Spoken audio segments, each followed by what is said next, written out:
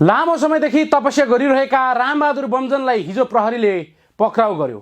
यदि बमजनको ठाउँमा अरू कुनै श्रीनिवास वा अन्य बाबाहरू पक्राउ परेको भए प्रधानमन्त्री गृहमन्त्रीको पुतला दहन भइसकेको हुन्थ्यो। तर बमजनको अनुयायीहरूले यस्तो कार्य गरेका छैनन्। हुन त धर्ममा राजनीति मिसाउनु हुँदैन भन्छन्, तर यो देश नेपालमा धर्मको नाममा राजनीति गर्ने घेरू वस्त्रधारी पण्डितहरू सयौं छन्। उनीहरू आफूलाई हिन्दू धर्मको अनुयायी बताउँछन्, तर धन्दा चाहिँ हिन्दू राज्य स्थापनादेखि राजा फर्काउनेसम्म हुन्छन्।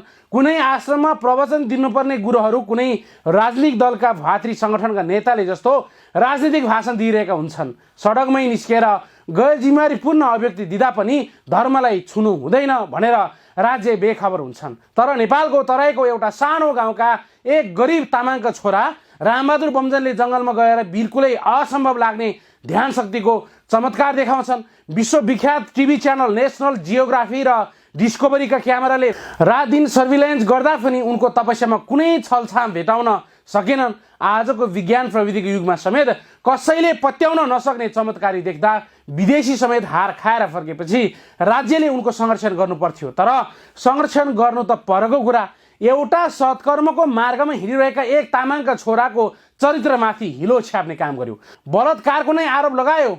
आरोप पनि ठ्याक्कै पुष्टि गर्न नसकेपछि एउटा डिजाइनबाट परिचालन गरेको भन्ने तथ्य बाहिर आयो। अनि चरित्रमाथि मात्रै होइन, व्यक्ति बेपत्ता पारेको आरोपमा उनलाई गिरफ्तार गरेका छन्। यसले के कुरा पुष्टि हुन्छ भने तामाङसँग जतिसुकै ज्ञान बाँड्ने भण्डार होस्, जस्तोसुकै अलौकिक शक्ति होस्, राज्यको नजरमा ऊ बलात्कारी हो, अपहरणकारी हो। यो ब्राह्मणलाई आफ्नो बाटोमा दौडाउँछु भनेर पानी समेत नखाई घना जङ्गलमा तपस्या गरेका बमजनले कसैलाई बलात्कार गर्यो भन्दा कसरी पत्याउने? आफ्नो आश्रममा ज्ञान लिन आएका चेलाहरूलाई बेपत्ता बनायो भन्दा कसरी पत्याउने? उनीहरूलाई बेपत्ता बनाउनु पर्ने के कारण हुन्छ? के कसैको आरोपको भरमा बिना प्रमाण यसरी एकजना धर्मगुरुमाथि राज्यले दमन गर्न मिल्छ?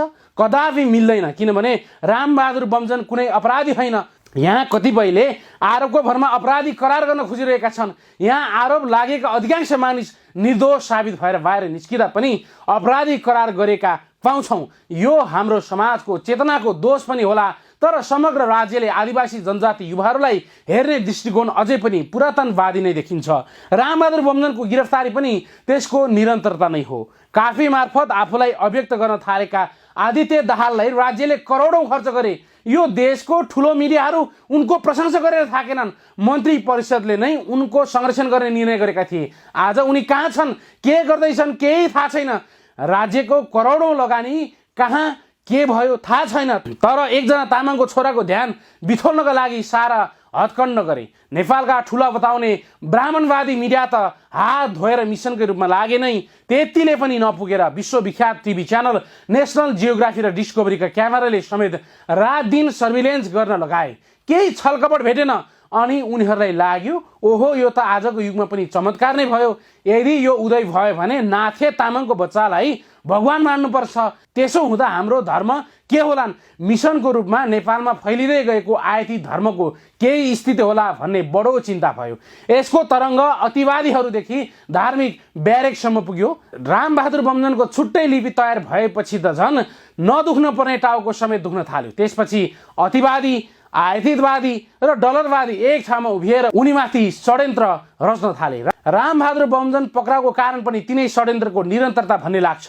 रामबहादुर बमजन जस्ता व्यक्ति नेपालमा जन्मनु हाम्रो लागि गर्वको विषय हो। तर राज्यले हिरा र किरा पहिचान गर्न नसक्दा भने घाटा राज्यलाई नै भएको छ। यदि बमजन भारत वा अरू कुनै देशमा जन्मेको भए यसलाई सम्पत्तिको रूपमा देखाएर देशले धेरै फाइदा लिन सक्थ्यो। तर व्यवस्था परिवर्तन भए पनि सोच एक जातीय र एक धर्मभन्दा माथि उठ्न नसकेको कारण राज्यले यस्तो कुरामा ध्यान दिन सकेनन्। भारतीय साधु शिरडीका साईबाबाले केही असम्भव जस्ता लाग्ने सानातिना चमत्कार गरे। आफ्नो करोडौं भक्तहरूका हृदयमा आफूलाई भगवानको रूपमा स्थापित गराए। उनले हिन्दू मुस्लिम सम्प्रदाय एकतामा मद्दत पनि पुर्याए। त्यति मात्रै होइन, शिरडी एक धामको रूपमा प्रख्यात भयो। अहिले वार्षिक करोडौं मानिस शिरडी जान्छन्। धार्मिक पर्यटनले शिरडीलाई समृद्ध बनाउन मद्दत गर्यो। त्यस्तै उनकै भक्त दक्षिण भारतको पुट्टपर्तीका साईबाबाले पनि जादु जस्ता लाग्ने केही ससाना चमत्कार गरे। बाबाको परिभाषा नै फेरियो। उनको चमत्कार र शक्तिले यति बढाइ चढाइ गरियो कि विश्वभरमा उनका करोडौं भक्त जन्मिए। उनका कारण पुट्टप्रति यति प्रख्यात भयो कि विश्वभरबाट मानिस ओइरिए। उनका भक्त अनुयायी र राज्य मिलेर उनको प्रख्यातिलाई समाजसेवा र दक्षिण भारतलाई आर्थिक समृद्धि दिलाउने काममा जोडे। आचार्य रजनीशले आफ्नो तार्किक र घोद्दिन बाध्य पार्ने दार्शनिक प्रवचनद्वारा मानिसलाई प्रभावित बनाए, एक बेग्लै विचारले सुसूचित बनाए, शान्तिसँग जिउन सिकाए, उनलाई पनि भगवान बनायो। आज विश्वका अर्बौं मानिस जेसिसलाई मान्छन्। जेसिस पनि एउटा मान्छे नै थिए। उनले पनि साधारण मानिसले भन्दा केही चमत्कारी देखाएको कारण उनलाई प्रभु भनेर पुज्छन्। गौतम बुद्ध पनि मान्छे नै थिए। उनले पनि सत्यको बाटो रोज्दा दरबारदेखि परिवारसम्म त्याग गरेर तपस्या गरे। आज गौतम बुद्धलाई संसारभर अरबौं मानिसले पुज्छन्, मान्छन्, भगवान भनेर डोक्छन्। उनकै नाम लिएर नेपालमै वर्षमा लाखौं पर्यटक भित्रिन्छन्। त्यसको लाभ राज्यले लिइरहेको छ। रामबहादुर बमजनको सवालमा भने राज्य र जनताले उनको चमत्कारलाई प्रशंसा र प्रचार गर्नै सकेनन्। उनको प्रख्यातिलाई नेपाली समाजको हित र नेपालको पर्यटन प्रवर्धनमा टेवा पुग्ने गरी उपयोग गर्ने बारे निजी वा सरकारी कुनै पनि पक्षले सटिक रणनीति नै बनाउन सकेन। उनको उल्लेखनीय शक्तिलाई प्रचार प्रसार र सदुपयोग गरिएको भए नेपाल चमत्कारी र सिद्ध पुरुषहरूको देश भनेर चिनिने थियो।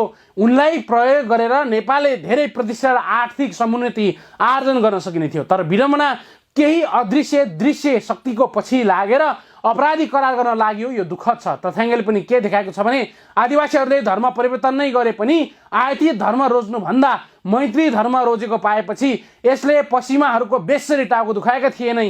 साथसाथै बमजनको छुट्टै लिपि र छुट्टै धर्म भनेर आएपछि धार्मिक ब्यारेकहरूमा समेत भूकम्प गएका थिए। त्यसको फलस्वरूप उनीहरूले परिचालित पात्रहरू प्रयोग गरेर घरि बलात्कारको फन्डा त घरि बेपत्ताको नाटक मञ्चन गरेर बमजनलाई बदनाम गर्ने कोसिस गरिरहेका छन्। खैर जे जस्तो भए पनि आरोप नै लागिसकेपछि सत्य तथ्य बाहिर आउलान्। हाम्रो आशय यति हो, यदि संसारमा जेसी सत्य हो भने बमजन पनि सत्य हो, गौतम बुद्ध सत्य हो भने बमजन पनि सत्य हो, अल्लाह सत्य हो भने बमजन पनि सत्य हो। ब्राह्मण समुदायका भएका कारण आदित्यलाई राज्यले संरक्षण पाउँदा तामाङ भएको कारण रामबहादुर अपराधी करार गर्न पाउँदैन। बस हाम्रो सवाल यति हो, कानुनी राज्यमा कोही कसैले धर्मको भेषमा लुटको साम्राज्य खडा गर्न खोजेको कुरा सत्य हो भने चाहिँ जो कोही कसैले छोड्नु हुँदैन। मात्रै सुनियोजित ढङ्गले पश्चिमाहरूको योजनामा नेपालको एक प्रतिभामाथि प्रहार नहोस्।